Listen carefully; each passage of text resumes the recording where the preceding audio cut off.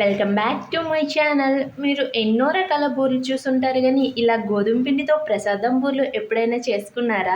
So ఇప్పుడు గోధుమ పిండితో ప్రసాదం బూరెలు ఎలా చేయాలో చెప్పేస్తా, చూసేయండి. అసలు ప్రాసెస్ అయితే చాలా ఈజీగా ఉంటుంది, ఎవరైనా సరే సింపుల్గా చేసేయచ్చు. సో ప్రాసెస్ చెప్పేస్తా, చూసేయండి. ఫస్ట్ అయితే ఒక ప్యాన్లో నెయ్యి వేసుకొని అందులో గోధుమ నూక వేసుకొని మంచిగా ఫ్రై చేసేయండి.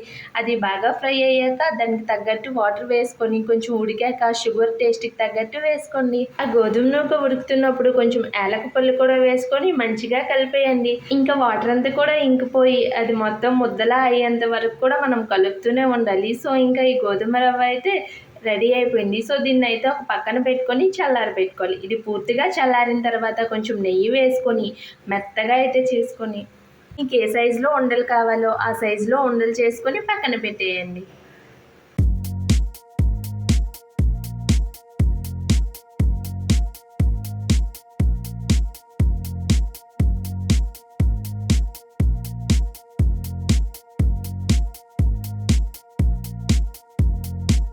ఇప్పుడు సోయ కోసం అయితే గోధుమ పిండి తీసుకొని అందులో కొంచెం ఉప్పు, షుగర్ వేసుకొని వాటర్ కూడా వేసుకొని నేను చూపించిన కన్సిస్టెన్సీలో కలుపుకోండి. ఇంకేముంది, మనం ముందు ఉండలు చుట్టుకున్నాం కదా, వాటిని ఇందులో ముంచేసి ఒక్కొక్కటైతే ఆయిల్లో వేసేయడమే. చాలా సింపుల్ ప్రాసెస్ కదా. మా అమ్మ చెప్పింది నాకైతే ఈ బూరెలు, నాకు బూరెలు చేయడం అంతగా రాదు, సో సింపుల్గా అయిపోతే ఇలా చేసేయని చెప్పింది. మా ఇంట్లో వరలక్ష్మి పూజ చేసేటప్పుడు అయితే నేను ఈ బూరెలు చేశాను. టేస్ట్ అయితే చాలా బాగా వచ్చి అలా ప్రాసెస్ కూడా చాలా సింపుల్గా చేసేసాను.